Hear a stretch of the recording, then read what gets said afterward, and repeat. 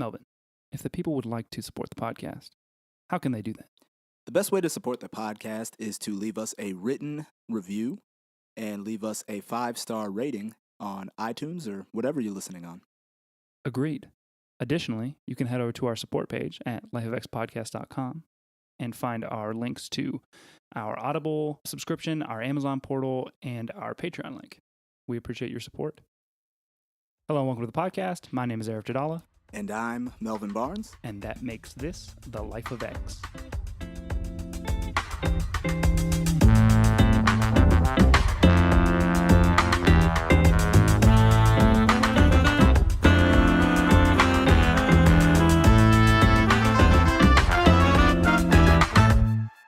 Melvin, welcome back.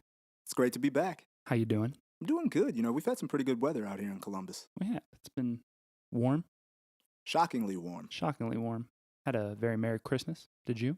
Oh, yeah. It was great. Food galore. Food galore. Were you cruising at all, Melvin? No, we were just back from the cruise. Just back from the Caribbean. Wonderful.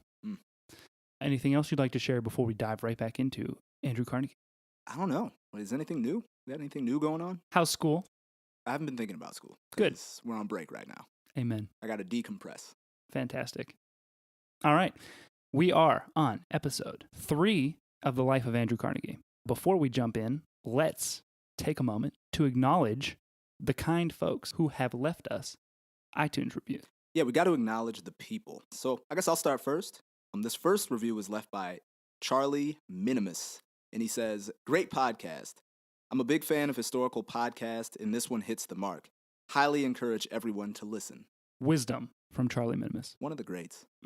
This one, 5 stars from HMC6149. I'm assuming this refers to Will Chamberlain.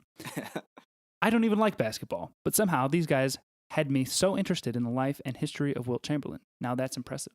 Well done, guys. So fun to listen to.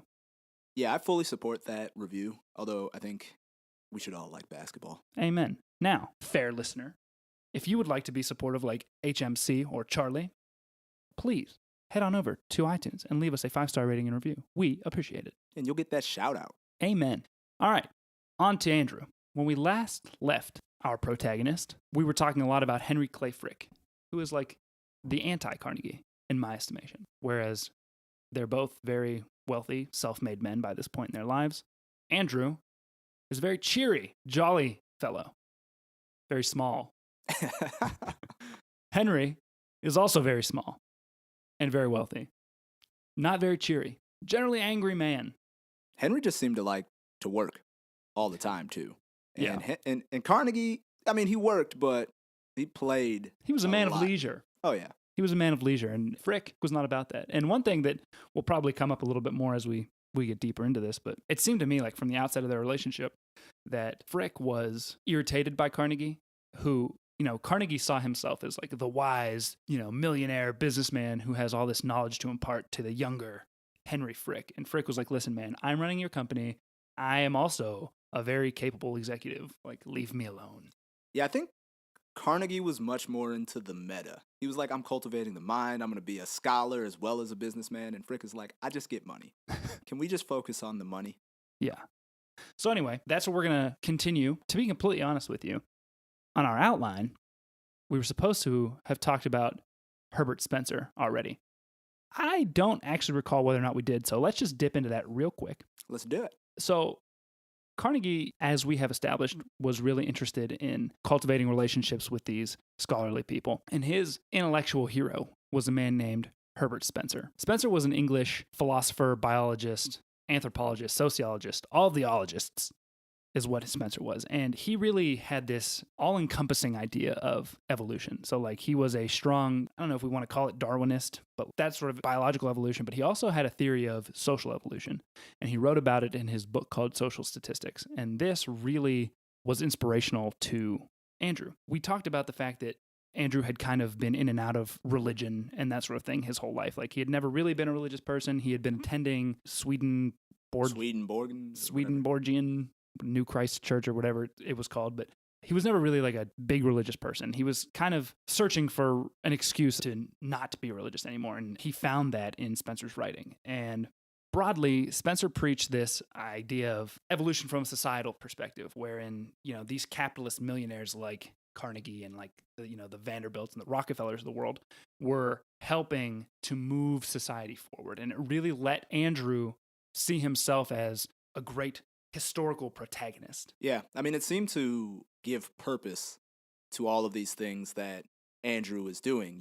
He saw that the way that he treated his workers, was just a part of, this stop on this evolutionary cycle. And his goal was to, continue to accumulate capital. And in the end, you spread it amongst the workers. He was, an instrument of that evolution. So he really found meaning in the things that Spencer was saying. Yeah. And he was introduced to Spencer by his other friend, John Morley, who was kind of plugged into the whole London intellectual scene. But Spencer was like a super weird dude. Oh, yeah. Like, he was introverted. And extremely ornery. Like, he was not a happy person. In fact, it's pointed out throughout the book, the fact that Andrew was basically able to cultivate a friendship with Spencer at all was extremely impressive, because he just wasn't interested in people. And this friendship seemed hard fought. Like, he was sending this guy gifts across the ocean. Like, he sent him a piano at one point, right? Yeah. And, Spencer was the kind of guy who would go on speaking tours and then be upset that he had to speak to people. So, yeah, I mean, he was a tough nut to crack. Yeah, and then another friend in this intellectual circle of Carnegie's was a guy named Matthew Arnold, who was an English poet and cultural critic. He was kind of from a higher class family in England, and then, eventually fell on hard times. And Andrew actually sponsored a speaking tour for him to come through the United States and kind of supported him through the rest of his life. And basically, not to say that he was an important person, but not necessarily an important character in this story. I bring that up just to kind of set a point of reference for the fact that we'll see that once Andrew decides that you're a friend, he is very willing to take care of you throughout the rest of your life. I need some Carnegie type friends. Yeah, me too. You're definitely not that kind of friend. You're certainly not, Melvin. I do what I can. I shower my capital all over the people. That didn't come out quite how I wanted it to. Melvin makes it rain. Oh, God. Okay, so let's refocus. So by 1884, life is going pretty good for Carnegie. But he's got one thing that's still kind of weighing on him. In 1883, Andrew and Louise, their engagement is still a really big secret, and this carries over into 1884. Now, the big problem that they have here, which I believe we may have mentioned earlier, was that they had family obligations, and what they were doing was kind of waiting for either Carnegie's mom to die or Louise's mom to die, which I still don't fully understand why it was impossible for them to come together. Well, I don't think it was impossible. I just don't think that they wanted to have the whole family living together at this point. And that's not to say this was the only issue either. If we recall, Mag had not been 100% on board with Louise in the first place. And so it was just kind of like trying to maneuver around that. Also, like, they kind of had a strained relationship because no matter what happened, Louise was not willing to up and leave her mom, who, if you recall correctly, was an invalid. And so Louise needed to be near her mother. And Andrew, on the flip side of that, was all about leaving everybody. Boat setting, yachting. So he didn't want to settle down. She didn't want to be a And this kind of seems like they were trying traveler. To maintain the relationship via text messages, because he would write a letter and send it to her, and she would completely misread it, or he would be insensitive because he's like, I'm having a great time in Paris. And she's at home wondering if they still have a relationship. And it didn't help either, I'm sure, that for all intents and purposes, they needed to kind of keep up appearances. And so Andrew continued to call on other women. And I mean, it was nothing like spicy. Like, they were always chaperoned. And it's not like he was carrying on these affairs. It was just that he needed to, as a man who was still allegedly looking for a wife, he needed to continue to look like he was still looking for a wife. Right. Oh, I heard you were on a carriage ride with an actress in London. Exactly. I'm upset. Yeah, so really in April of 1884, as Andrew is leaving for Scotland, this all comes to a head, and Louise breaks off the engagement, which was, very tough for Andrew, because, even while he's traveling, sometimes he would have these feelings of, maybe she's off trying to entertain a younger suitor and things like that. Because there was a massive, well, not massive, but a pretty big age difference. I think it was like 20 years. Yeah, he was in his 40s. She was in her 20s. Early 20s, yeah. which is part of the reason why Mag wasn't big on them being together. Yeah. So she broke that engagement off, and Andrew was like, cool, I'm off to Scotland. Or no, he was already in Scotland, I believe, when she broke it off. But while he was in Scotland, he became very politically active. And important to remember that although Andrew was an avid defender of the United States and the United States way of governance, he was not a United States citizen. And I believe he was still a citizen of the UK. Yeah, he was. And so while he was abroad, they even asked him to stand for Glasgow in the House of Commons, which he ended up not. But I just thought it was interesting. And one other thing that I thought was actually very interesting about this too was that, you know, he's staunch businessman, so vocally he was not anti-labor, but in action, he was very anti-labor in the United States. Yeah. But then across the Atlantic, he is allied with the radical left of the UK. So he's very pro-labor in the UK. Yeah. Well, I mean, I think part of the reason might be that, A, it's a lot easier to be pro-labor when it's not your labor. Right. And if they're paying more for labor in the UK, that helps. Oh, yeah. But I think he genuinely seemed to be, beyond the whole like Machiavellian scheming, he seemed to actually be behind the labor in the UK. Yeah. And I mean, it's weird to say that he was pro-labor in the United States because of, you know, you look and you see the working conditions, and, you know, he was a big union breaker. But for a long time, basically until he had Frick come up and crush the unions, he relatively treated his workers well for the standard of the time. To me, it was like a slow turn towards breaking unions and busting strikes, things like that. But at this point in time, I mean, he still had a pretty nice glow in terms of how labor saw him in the United States. So anyway, he ends up not standing for Glasgow in the House of Commons. And in July, when he gets back to the United States, he kind of rolls back up on Louise and was like, take me back. Not in those exact words, but, you know, he kind of rekindles that relationship with Louise, and the secret engagement is back on. Can't tell nobody, though. That's right. It's still secret. Right. So in one of the early episodes, we had talked about the Panic of 1873, which was a huge economic decline, sort of a bust following this boom caused by the Industrial Revolution and kind of fueled by America's need to rebuild following the Civil War. And that was kind of the beginning of what is referred to as the Long Depression. It's funny, it was actually called the Great Depression for a long time until the actual Great Depression. The Great Depression's grandpa? Basically, the Long Depression is still raging in the 1880s. And despite the fact that they're in the middle of this economic recession or depression, whatever you want to call it, 1881 and 1882, there are still a lot of new rail being laid. But by 1885, it had completely sunk. It was at about its lowest point. Things were going real bad. 22 banks had gone under.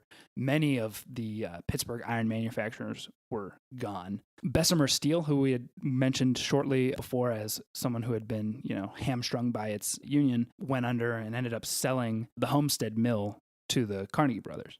And Carnegie and his group, they were actually pretty good at managing these sorts of crises, where I think a lot of other mills and other businesses, they kind of tighten their belts and sort of shut down shop, at least to weather the storm. Carnegie was adamant that they keep things running as best they could, and they were pretty transparent with labor and tried to deal with them, you know, equitably. Yeah. You know, like Melvin just said, a lot of times the idea was, okay, steel is not trading at a price that we're able to make the margins that we want to. We're shutting shop down until prices go up. And that means for labor, it means you ain't getting paid at all because you're not working. And Carnegie, he had a philosophy of, listen, if you will agree to take a wage cut, we will stay in business.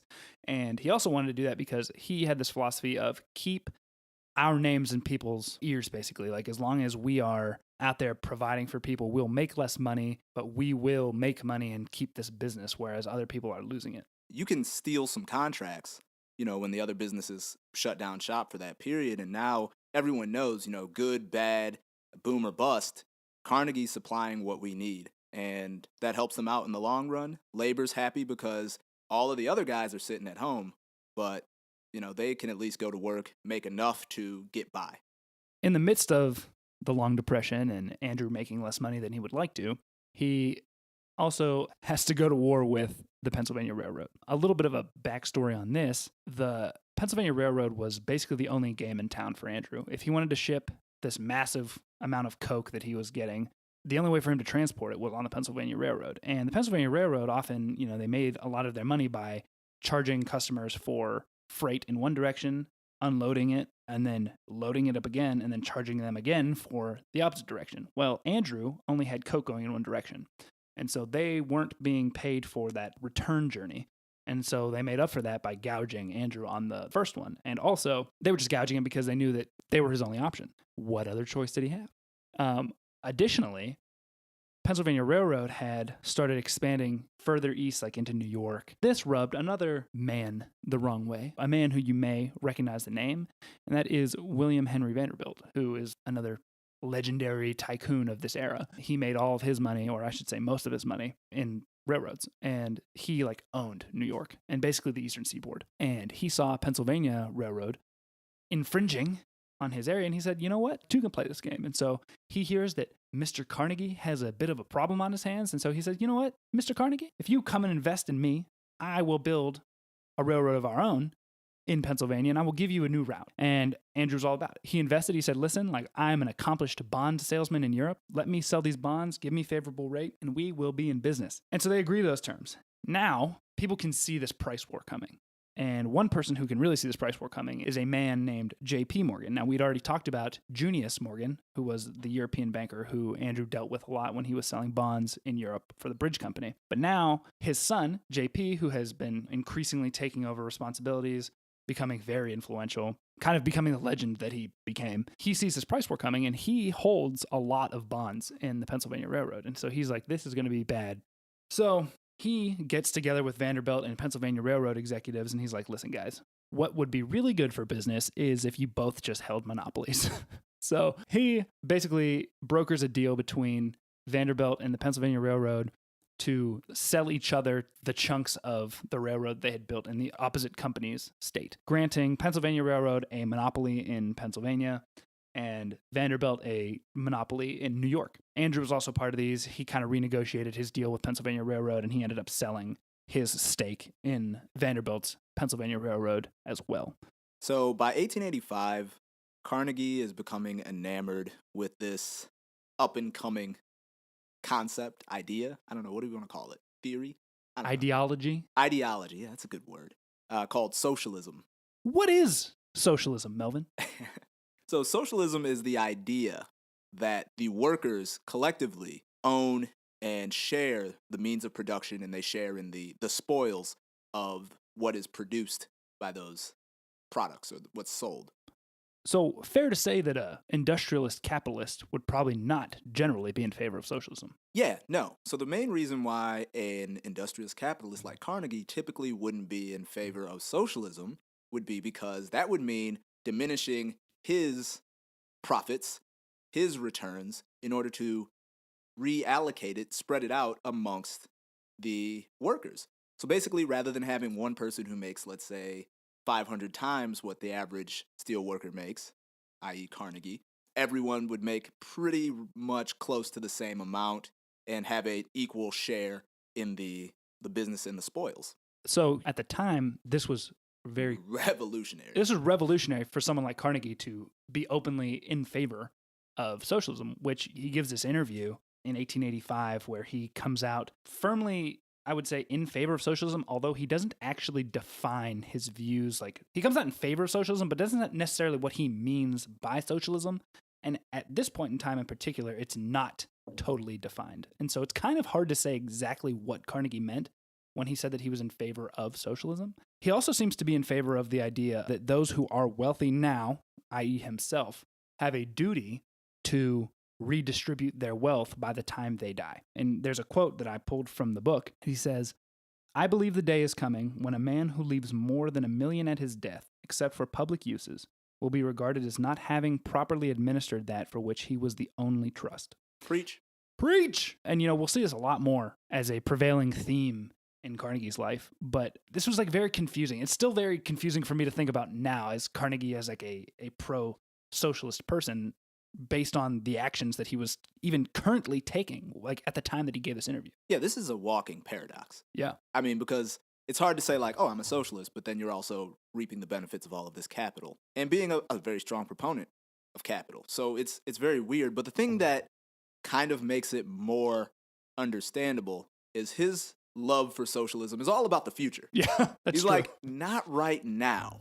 The workers don't need to be properly compensated right now, but in the future, preferably sometime after I die, Socialism will be great. all will be right. This is reminiscent of a lot of the reading that I did while in grad school about U.S. foreign policy, where it's like, these countries deserve democracy, just they're not ready for it yet. Not yet. If we give it to them now, they wouldn't even know what to do with it. Exactly. And again, like I said, during a lot of this chapter of the book that we're basically discussing right now is based on an interview that he gave.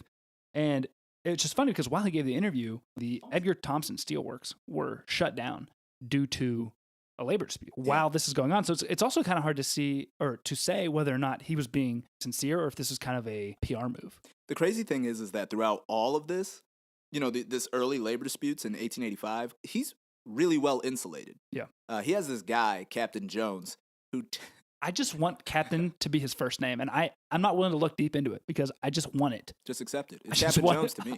I want his mother to have named him Captain. So Captain Jones takes care of all of the labor issues for Carnegie. And the crazy thing is while they're negotiating with Jones, who, you know, he's brokering these hard deals, labor is thinking, well, if we could only talk to Carnegie.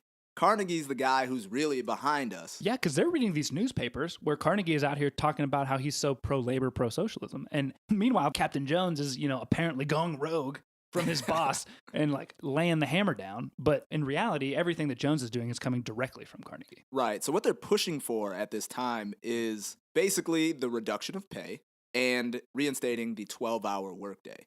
So I want you to imagine your boss saying, I need to pay you less and you need to work more.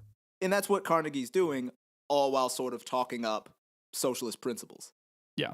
And, you know, right around this time, he's also working on a book called Triumphant Democracy, which was published in 1886. And, you know, this is a glorious celebration of the United States and American republicanism. He really takes very, very rose-colored glasses to the entire, you know, idea of the United States. It's like he's just singing America the Beautiful throughout the entire book.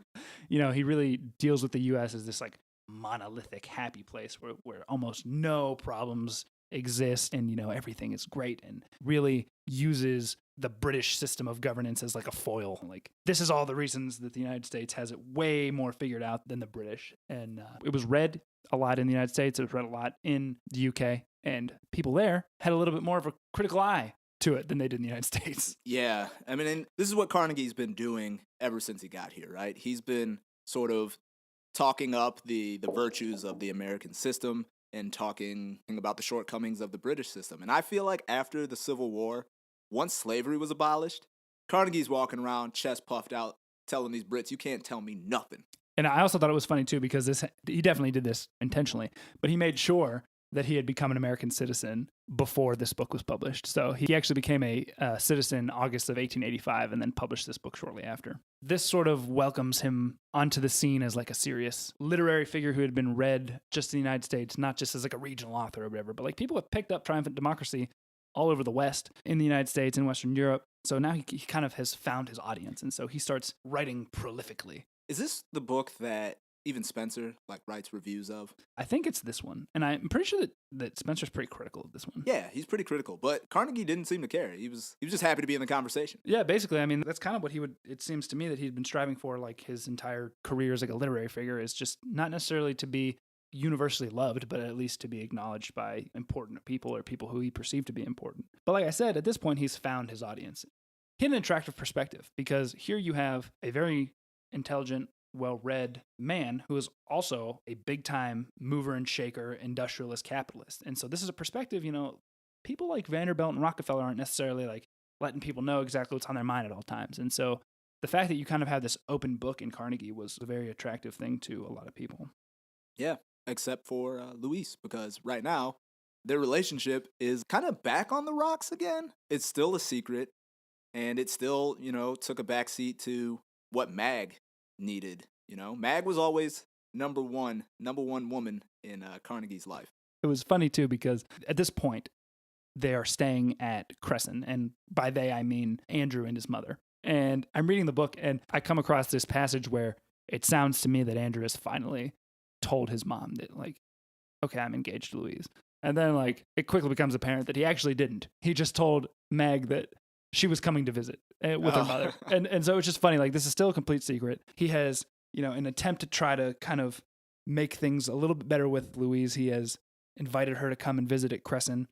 And that's where she does for the summer. At this time, he's beginning to contemplate building himself a giant castle. And he originally planned to build it in or at Crescent. And he actually employed Frederick Law Olmsted. He was an architect responsible for a lot of Central Park in New York, which I thought was pretty interesting. While Carnegie's hanging out in Crescent with his mom, Chilling. and Louise, the labor atmosphere throughout the rest of the U.S. is kind of darkening or becoming worse. Yeah, this kind of speaks to how he had insulated himself from the business that you were talking about earlier. Yeah, life is good. But in Chicago, you have what started as a peaceful demonstration of workers who are pushing for an 8-hour workday. But it doesn't stay peaceful. And what ends up happening is some guy decides, I'm going to throw a stick of dynamite at the police. Right. Well, okay, so real quick, that was totally correct. But when this actually happened, this was a demonstration following a demonstration. So So the first one was peaceful. The first one was peaceful, and then it got unpeaceful when the Chicago police shot 4 demonstrators. Yeah. In retaliation. There was another demonstration the next day. So now we're demonstrating against or in support of these labor unions, but also in support of not getting shot by the police. And then some guy chucks a stick of dynamite, which is almost comical, like cartoonish. Right. Can you imagine lighting that and then just watching the wick burn down and then throwing it? Almost. But anyway, goes off, kills some cops and civilians, and then cops realize they're under attack and start shooting. And so it was a bunch of people dead. This sends ripples around the world. Yeah, and so like people, internationally recognize like nowadays May Day, as some people call it, and this is the origin of it. It's the Chicago Haymarket Affair, and this really just kind of points out how screwed up the labor industry relations were. Yeah, I think for us nowadays, when we think about it, it's actually hard for us to imagine how bad it was to be a worker back then. You're working 12 hours a day. Can you imagine working 8 to 8 every day? 6 days a week. Yeah. And like not show up at this office and, whatever. Sit in a chair. For 12 hours. Like these guys it's like this not is hard work. Hard work and dangerous work. Yeah. People are still getting maimed and killed.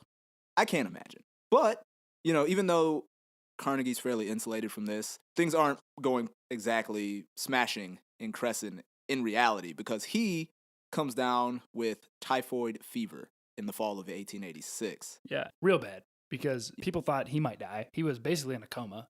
Right, and he's not, by this point in time in his life, he's not a spring chicken, he's pushing 50, if not there already. And Mag, too, was in really bad health. Her health had really taken a turn for the worse, and so what had started as a pleasant trip to Crescent where they were kind of hanging out in their estate, basically that estate turns into a hospital. Right, and they're both they're in rooms next to each other, laid up in bed. Yeah, and while this is going on, Tom Carnegie dies suddenly out of nowhere. And he'd been a hard drinker. Yeah, so when Andrew finally finds out, he's upset, but he's not surprised. He had just kind of had a rough life in terms of the stuff he did to his body. And so Andrew kind of saw it coming, but Mag was never told that Tom had died. Yeah, because Tom came down with the flu, which killed people back then at a much higher rate than it kills people now. So that was in October. And then, like we said, Mag was on death's doorstep herself, and she passed away November 10th. This was what was like crazy to me was that she was, like Melvin said, in a bedroom next to Andrew, and she died. And people were so worried about Andrew's health because he was near catatonic on death's doorstep himself that they were afraid that if he found out, it would kill him. And so they rigged up some way to basically lower Mag's body out of her bedroom window and then like sneak it off in the night to the railroad to be shipped back to Pittsburgh to be buried. And Andrew wasn't told that she was dead until he had recovered.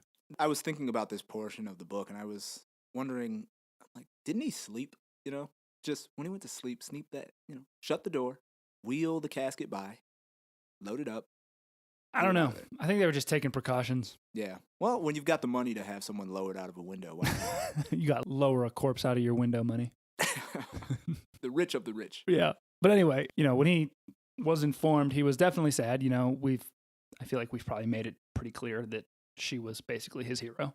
But he wasn't shocked. We've talked about the fact that she had been sickly for a very long time. And so he accepted her passing. And with her passing, he could now sort of start the wedding planning with Yeah. Louise. And he had these big, grand plans for what they were going to do with their wedding. First, it was supposed to be this sort of secret getaway where they're going to run off to Europe and get married, and then people will find out after they've left or once they return. But Louise wasn't, she wasn't going to do all of that. And this kind of comes up a little bit later. Yeah, but for whatever reason, Andrew thought that he would have a better time recuperating in Europe. And so he headed off there to recuperate and start initializing some of these wedding plans. But in the meantime, he also needed to find a replacement for Tom on the business end of things, because I know we talked about it in an earlier episode, but Tom was really the guy making things happen at the businesses that Carnegie owned. He was the boots on the ground kind of guy. And now that he was gone, Andrew didn't have anyone else. And so he looked to Frick to kind of take his spot. And so Andrew offered Frick 2% of Carnegie Bros to basically become the CEO, which was a great move on Carnegie's behalf. Frick was easily the best executive that Carnegie ever had working for him, and they both became exceedingly wealthy with Frick at the helm of Carnegie Brothers. So by December of that year, Carnegie's up, he's moving around, he's able to travel pretty freely. So he first goes to New York to give Louise the engagement ring, which I believe he bought from Tiffany. After giving her the ring, he heads down to Florida to finish recovering. But they stayed in constant contact while he was gone, and Louise continued to plan the wedding and send correspondences to Andrew. But this point in time is really important because this is when Andrew starts to really see Louise as a partner. And she's probably let in for the first time and said, like, okay, now I know I'm rich, but let me tell you how rich. Just really how rich. Like, we got money. Yeah, I forget the passage from the book specifically, but I remember there was one piece of writing that Andrew had in a letter written to Louise, and he was like, no, I need you to understand just how rich I am. Right. Like, so rich. So Louise had definitely not wanted to get married abroad like Andrew had. And the whole reason that Andrew wanted to get married abroad was, well, I guess there's more than one, but one of the main reasons was that he kind of wanted to avoid the media, circus that was going to follow the Andrew Carnegie wedding. But also he had family in Europe, and so he was like, my family's there. Why wouldn't you just want to get married there? But, he caves. And they get married on Friday, April 22nd, 1887 in New York at a small private ceremony to avoid the publicity. It ended their 7-year courtship. They had this small private ceremony and then immediately left for the honeymoon. Again, they were trying to duck the paparazzi. So they head off to the UK for their honeymoon. Now, this I thought was interesting and well fleshed out by Nasaw, that Louise signed a prenuptial agreement dealing with the wealth that Andrew had. And I got the impression from reading Nasaw that previous people, like critics, may have alleged that Andrew coerced her into signing this agreement. But Nasaw really makes a strong case that she was 100% on board with Andrew's vision to give away his wealth before he died. So she was really like a partner in distributing that wealth. And so her signing this prenup, which let's not, make it something it's not, like she was still going to get like a heavy stipend or salary or whatever you want to call it. I think it was $20,000 a year, which is approximately $3 million in today's dollars. So she was living fine. But I mean, that is a very small percentage of the actual wealth that she would have stand to gain at Andrew's death had she just inherited it all. But she agreed fully and was very committed to Andrew's vision. Yeah, I mean, she was definitely taken care of. One other interesting thing that Nasaw points out is that a lot of people point to Andrew's philanthropy as a way of sort of maybe atoning for the way that he treated labor towards the during the latter few years in which he was leading businesses before he sold them. Kind of trying to like make up for the damage done to his image. And Nasaw points to this prenup as a sign that clearly Carnegie had already thought about giving away his money much sooner than a lot of these critics had given him credit for, because it's clear based on this prenup that the idea was that his riches were to be, distributed. Right. And, it's interesting to remember, too, that he was still the quote-unquote millionaire socialist at this point. There was no real damage to his reputation by this point. And so that criticism that he was just giving away his money later in life based solely on the idea that he was going to rehab his image is pretty weak in my opinion. So prenup gets signed. They head off to the UK. This was nice, too, because nice for Louise, I should say, that she didn't know any of Andrew's friends because they weren't formally engaged or anything like that. They didn't travel together. And so, they kind of ran in separate social circles. And so for the first time, she actually got to meet a lot of the people that Andrew had close relationships with. So they stayed over in the UK, and they did not return until late 1887. But while they're honeymooning, Frick is battling these strikers at his coke factory. Now, as you'll recall, Phipps and Carnegie owned the majority of Frick's coke factory. And so they did not like the whole labor dispute that he was engaged in. And so they basically told him to give in to labor demands, which hurt his pride. He did. He listened, and then he resigned. And Andrew wrote to him a lot, trying to get him to come back. So he convinced Frick to come to Scotland and kind of vacation for a while and visit, hang out. And while he was there, he did convince him to return to his post. By 1888, there were labor dispute problems on the horizon at the Edgar Thomson Steelworks at Braddock. And a lot of this stems from the fact that they're working their 8-hour days, and Andrew has been, again, relatively equitable in dealing with labor. Before, the Amalgamated whatever was the union there, but now it's the Knights of Labor. The Amalgamated had since left, and they had decent relations, I would say. But by 1888, they're starting to lose ground. Before this, it was kind of easy to be equitable insofar as they were because they're making a killing, and they didn't really have a lot of competition. But now, their competition in Chicago was really starting to gain ground on them. This was for a few reasons. First, Chicago was closer to the Lake Superior region, which was the nation's largest source of high-grade iron ore. They were further west, which is where a lot of the expansion was happening from the railroads, so it was less expensive for them to transport to the railroads, which was giving them a price advantage. And also, their unions weren't as strong, and so their workers were paid less and were on 12-hour shifts. Andrew uses these facts to push back against labor in his own mills. And he basically says, the problem isn't with the capitalist. The problem is in labor. And if you guys want to force better conditions, you also need to force those laborers in Chicago to sort of adjust to our rules. But until then, we're losing money and we need to do what they're doing. So that gave Andrew the sort of confidence and impetus to say, we're going to push this 12-hour workday and we're going to reduce wages. Yeah, and so what he kind of did, I would say underhanded, was he proposed this sliding scale for compensation. And basically what he was saying was that as steel prices increase, so will the workers' pay. And as they decrease, the workers, because it's only fair, must take a cut too. But, and why I say this is kind of underhanded, is because Andrew knew that in the long run, because of competition and all the stuff with Chicago, the steel prices were going to fall.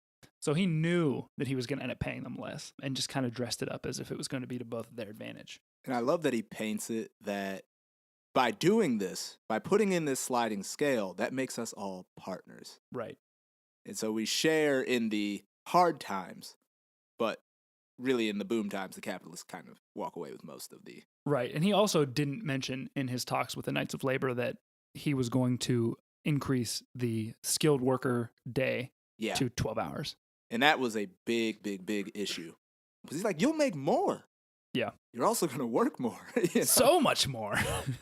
So then on March 28th, 1888, right as Andrew had a foot out the door to head back to Scotland, he drops a bombshell on the Knights of Labor.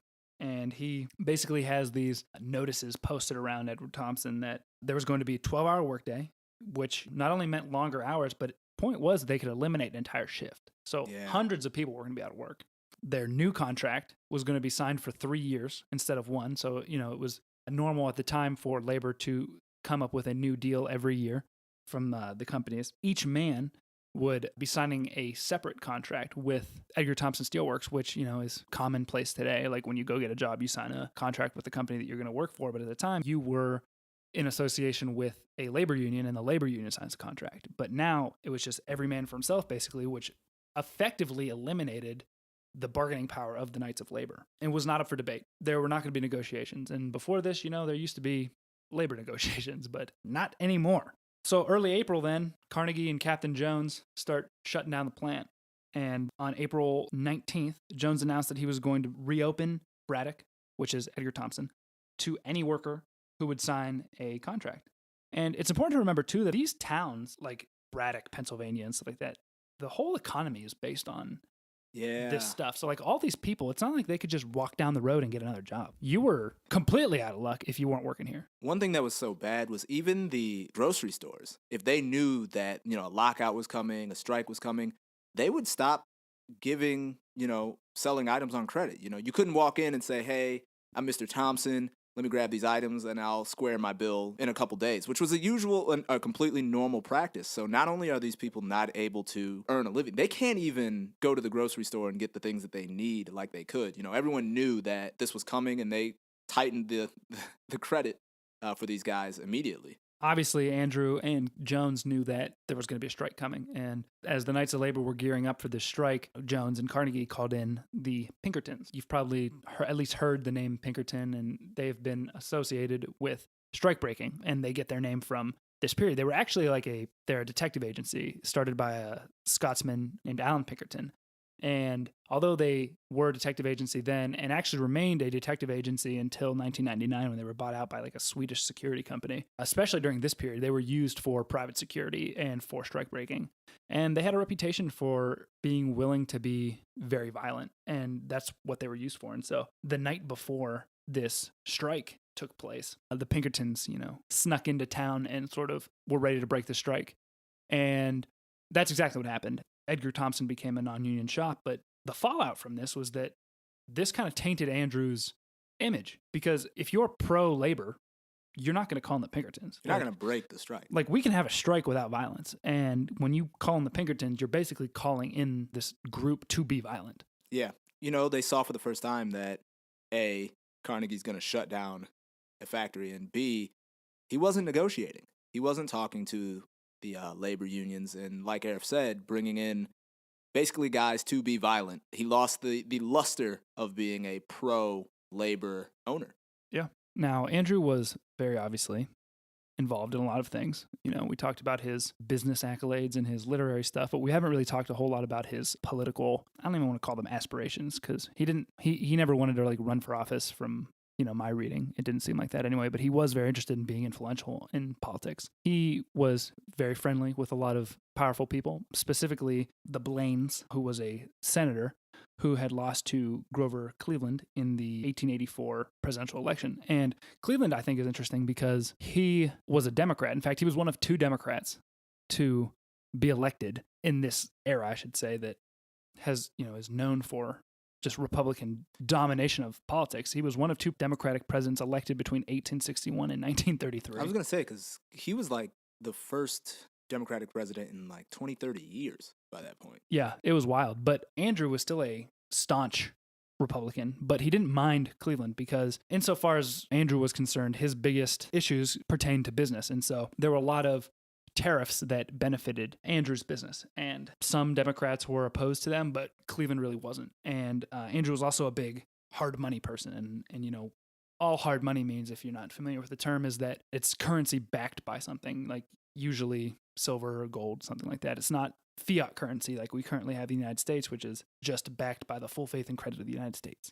So because of that, Andrew was okay with Cleveland, and so he kind of got blindsided when in, I believe it was 1888, by December of 1888, following Andrew and Louise's return, he had kind of changed his tune. He started basically running on a platform of changing tariffs, and that these industrialists in the East were getting all this money and the rest of the country was suffering from it. Carnegie's worried because Cleveland's saying, you know what, we're going to bring down these tariffs and we are going to attack all of these ultra-wealthy industrialists and provide better working conditions for the workers. Yeah, and Andrew became the poster child for this. He was the caricature in every newspaper. Yeah. You know what I mean?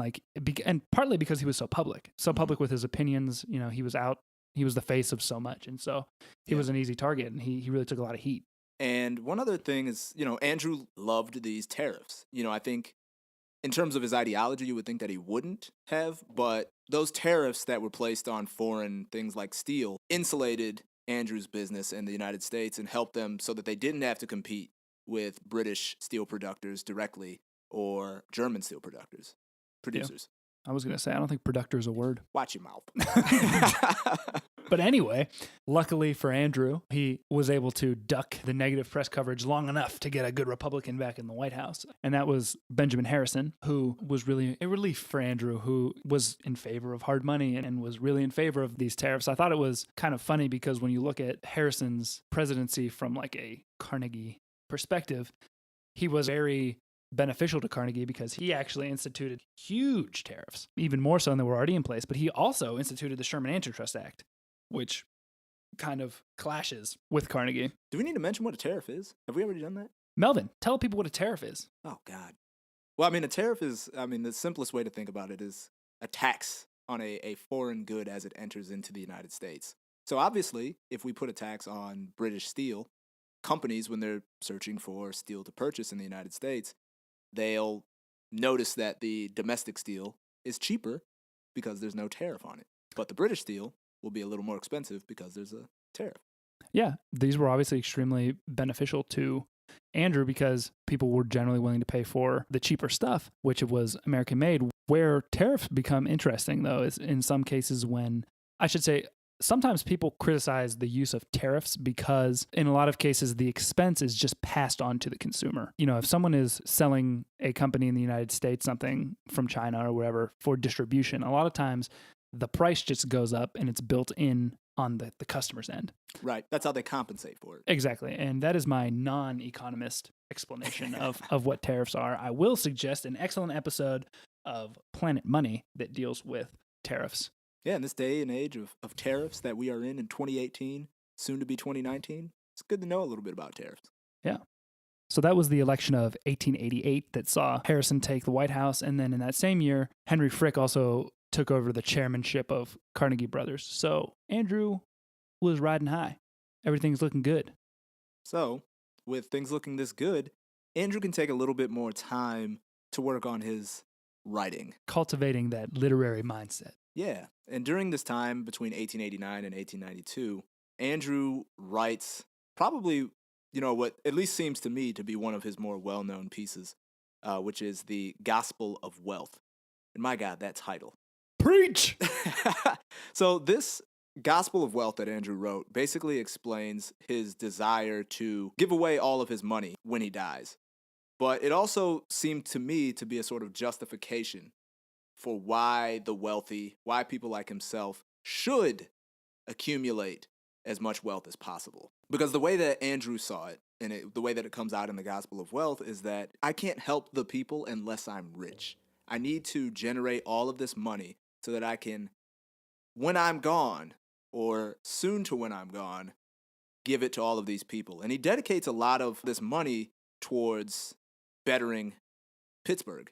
He starts to really, from this point on, try to give away as much of his money as he possibly can, but it's actually difficult at times. Yeah, it's interesting because what Andrew talks about in the Gospel of Wealth is that whole idea of the ultra-wealthy having an obligation to redistribute their wealth upon their death or by the time they're dead. And it's just paradoxical because he's all about helping the poor. But at the same time, like, he has so many poor people who work for him. Yeah. And it's like, I'm going to help, quote unquote, the poor at the expense of the poor who work for me. That's an interesting thing for me too, because I look at it and I say, okay, you want to put as much money as you can into the hands of working people. But if you hoard it for yourself at this point in time, you're depriving them of those funds indefinitely until you pass away or until you're near death. Or not even hoard it for yourself. Just like allow them to make a little bit more. Like he was, and we're going to go into this more, but he is so aggressively trying to lower wages and make their working day harder and stuff. And like, I understand the drive to accumulate because I shouldn't even necessarily say that. There's also this thing with Carnegie that you can see, and I'm sure he's not the only one, but this whole idea that, and this is my interpretation, not anyone else's, but like this whole idea that because he'd been so successful and powerful and wealthy, it seems like he kind of got in this mindset that like, I know what's best. Like everything I touch turns to gold. So like, if I can just have the money, then I know what's best. And I so can administer it better than you could. than anyone could. He's like, if I just give the money to these laborers, like, what are they going to do with it? Like, they're going to drink it. Exactly. And if I have it, I can build a library. Yeah. And so it's like, it's admirable, this whole idea of giving away so much of the wealth that you've accumulated over your lifetime. But on the other hand, my goodness, you are really making life hard for the people who work directly for you. And one thing that's interesting is by this point in time in the book, I'm starting to notice a sort of shift in Andrew's outlook. Because you remember early on, he's always talking about, I'm not here in this position because I did anything necessarily special. I was in the right place at the right time, and I've worked a little bit, and I figured out how to use capital, et cetera, et cetera. But by this point in time, it becomes very clear that now suddenly he thinks, I earned this, I deserved what I got, I earned this money, I am the proper person to administer these things, and I know best. And it seems like this sort of, I don't know, this shift that for me is at least hard to reconcile between, him just saying like, oh, I was just a poor working boy that happened to be in the right place at the right time, to him now being at the point where he says, well, I was successful because I knew X, Y, and Z. And now he even starts talking about how hard he works. Yeah. And it's like, well, he still is taking literally months off and working for just a few hours while these guys are working 12-hour shifts in unbelievable heat, in dangerous conditions. And it's just, it's like you said, Arif, it's admirable, but it's sort of weird to hear this sort of rhetoric coming out, especially from someone who is running his business the way that he is. Yeah. And one thing we can say about it, though, he did put his money where his mouth was, even starting out. I mean, now granted, he had accumulated a ton of money, so it's not like he was putting himself under any kind of strain. But at this point, with the Gospel of Wealth, he started donating like the vast majority of his annual income to philanthropic things, especially in Pittsburgh. Again, kind of one of those like hard to reconcile things was that like he saw that, the people of Pittsburgh and like the city of Pittsburgh have given me so much, I should give back while like also still working the people of Pittsburgh. I don't know. I don't want to harp on that too much. Right. The other difficulty that he faced though was that a lot of his wealth, which he probably would have given more, but a lot of his wealth was, contained in assets that he couldn't just easily give to other people. It wasn't liquid, which is why I feel like he probably focused so hard on just giving away his annual income initially, because that was just the dollars he was getting in. But one thing that the Gospel of Wealth's publication did was that now it's on paper. It's one thing to talk about it and like lecture about it, but now that you've published this in like a widely circulated book or pamphlet, I forget how it came out initially, but whatever, people knew it now. Now he's expected to be accountable for this commitment. And so this really steps up his drive to accumulate wealth, again, at the expense of these workers, to eventually give back. And all of his labor stuff heats up. His next target was Homestead. We just touched on how he and Captain Jones had broken the union at Edgar Thomson and Braddock, and now he's heading over to Homestead to do the same thing. So by 1889, Andrew and his associates had spent quite a bit of money to modernize the Homestead steelworks. This meant more production and cheaper production.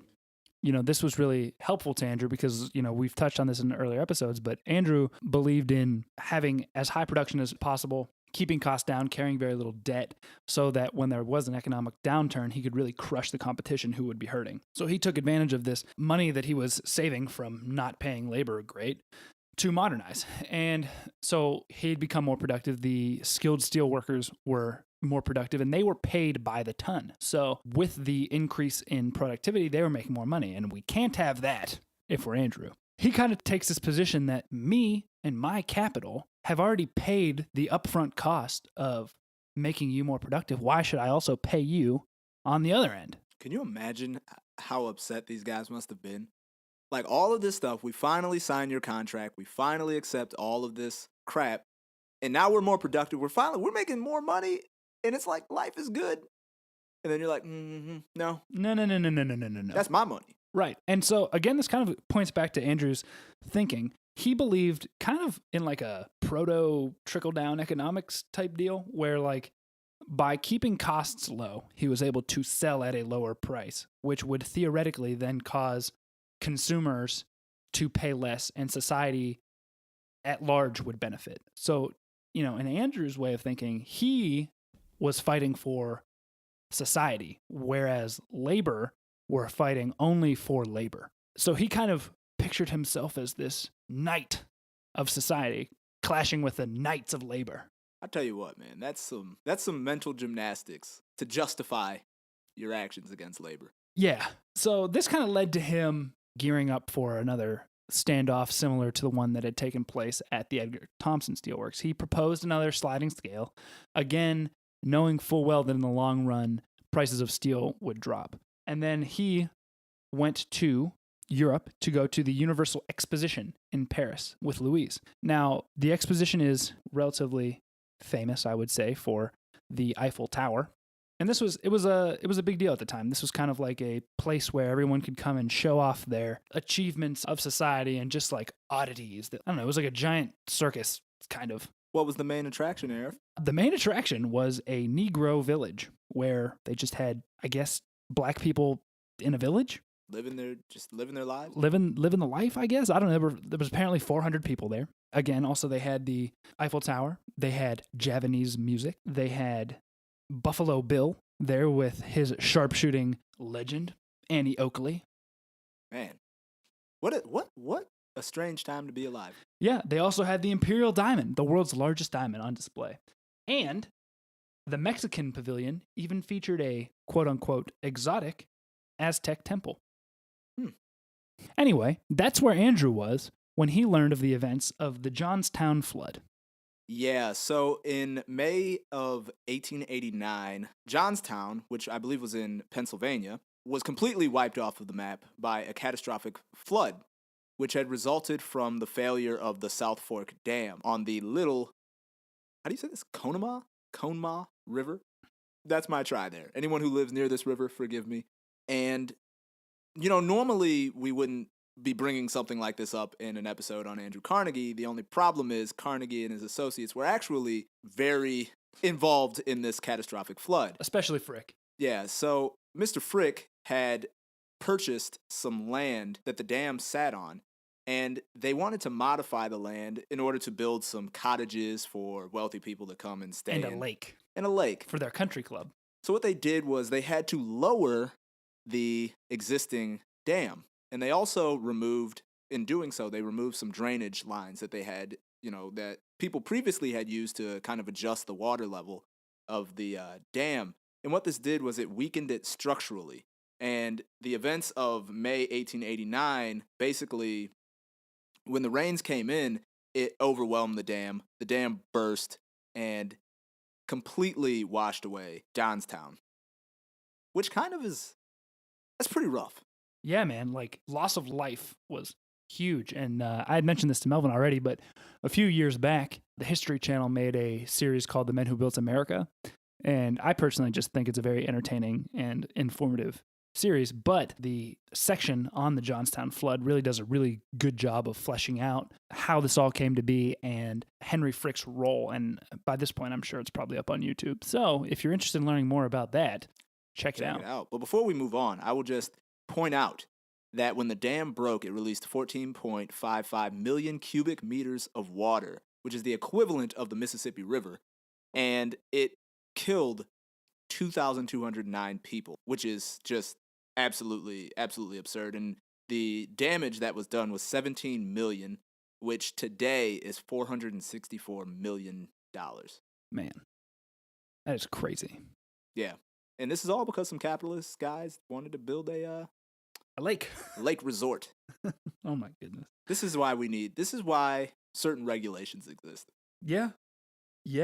Moving on from that dark spot, back at Homestead, they're gearing up for another round of labor negotiations where Carnegie has every intention of chasing out the labor unions, which were much stronger at Homestead. Remember, this is steelworks that had previously belonged to Bessemer Steel, and the Amalgamated and the Knights of Labor were still here, and they were deeply entrenched. So this was going to be a much harder fight. And so May 18th, 1890, labor union leaders were told that as of June 1st, all positions at Homestead would be vacated. Workers would agree to Edgar Thomson-like individual contracts, or they would not work there anymore. But like I said, labor unions here were much stronger, and they knew what was coming. They knew the Pinkertons were coming, and they preempted them. They posted armed men all around the town so that Pinkertons coming in from Pittsburgh wouldn't be able to get in without a fight. And there was a guy named, I forget his first name, but he was the chairman at Homestead.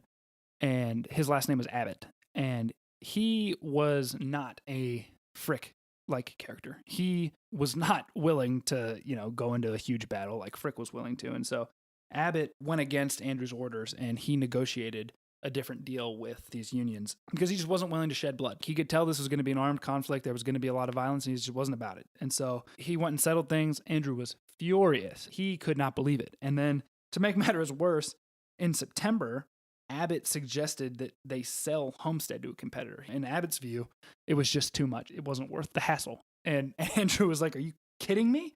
So he immediately bumped Frick above Abbott. So by this point, Frick is basically running all of Andrew's operations. I was going to say, why not? I mean, Frick just made a bunch of decisions that resulted in a town being wiped off the map. So why not put him in charge of breaking another, what are those things called?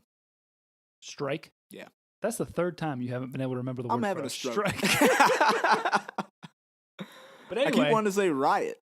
They basically became riots. That's true. So then the last thing I want to talk about in this episode real quick before we sign off is now we've got Frick as solidly Andrew's number 2 man. In 1889, Harrison and his administration decided that they needed to retool the U.S. Navy, which, to me, mind-blowing, is laughable because they were still mostly wooden ships. Can you imagine that? Wooden ships. I mean, this is a time when like Britain has a steel navy, and they're rolling around in wooden ships. Right, and so Harrison rightly recognized that the U.S. Navy needs to be modernized, and so Frick and Andrew head to Washington to kind of politic and try to secure these armor contracts. There was a lot of good from Carnegie's perspective that came out of this in terms of making steel plates for these ships, but also there was quite a bit of trying to get into guns and all kinds of other stuff that didn't end up working out. But on the whole, this was extremely profitable for Andrew and Carnegie Steel. But not only profitable, this is a pretty big turnaround for Andrew, right? Because Yeah. before he had refused to make any sort of weapons or armor for the U.S. military because he was essentially a pacifist. Yeah. Hey, but the money's green. That's right. He tried to go international with all this, but that didn't work out either, and he just basically stuck to getting rich off U.S. government contracts. And like we said, this was extremely profitable endeavor for Andrew. And that is where we will leave off for this episode. We will be back next week as we continue the tale of Andrew Carnegie. Melvin, before we go, would you like to remind the people how they can support the show? So if you want to support the show, swing over to iTunes, leave us a written review and a 5-star rating. That's one of the best ways you can help us. Or you could visit us at thelifeofxpodcast.com and check out our Patreon page. What else we got on there? Just click the support page. Poke around a little bit. Yeah. See all the wonderful ways that you can help us. But more than anything, friends, tell a friend. Implore your family. Don't give them the choice. Just force them to listen. With that being said, we will be back with part 4 of the life of Andrew Carnegie next week. Thank you. Good day, sirs.